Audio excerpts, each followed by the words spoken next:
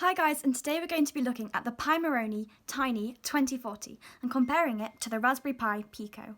It's got an onboard RGB LED, which we're showing here cycling through various different colours.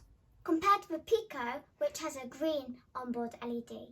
It's got a reset button and really great labels on the pins. No reset button on the Pico, and the pins are a bit harder to read. Both have the buttons on this side, but the Pico has the chip on this side, whereas this doesn't, but this has all the labels and the pin numbers here, which is our preference. And if you flip it around, this one has its chip on the back here, on this side, and this one doesn't, but the Pico actually has its labels on the back.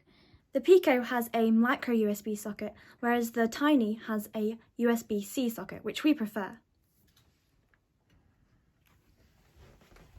They have exactly the same chip, running at the same speed, and 264 kilobytes of SRAM. The Pico has 2 megabytes of flash memory, whereas the Tiny has 8 megabytes of flash memory, 4 times more. You can use the Tiny on one of these mini breadboards. That's just not happening with a Pico. And obviously it's smaller. For size, I've got a Pico at the top and 2 Tinys at the bottom, so you can see that they're a lot smaller. The Tiny is 1 breadboard row narrower than the Pico, so it does give you more space, but at the cost of symmetry. The Pico costs £3.60 and the Tiny costs £8.40. The Pico has 26 GPIO pins, whereas the Tiny has 12. Which is more than enough for most projects.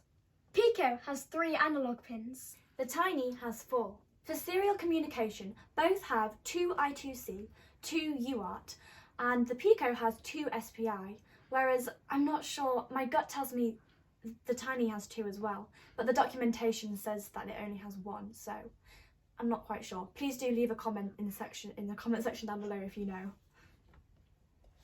They've both got the debug pins, so you're covered there.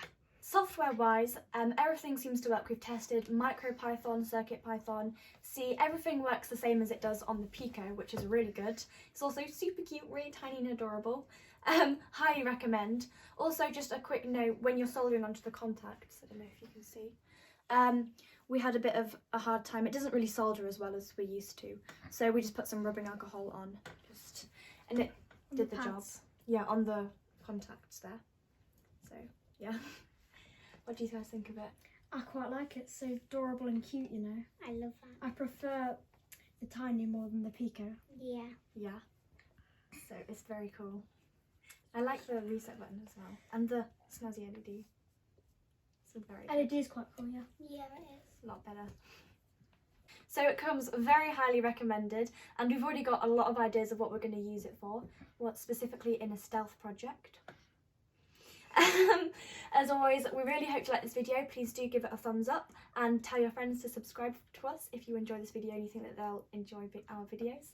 Have a good day. I don't even know why I did that. Have a good day. Bye.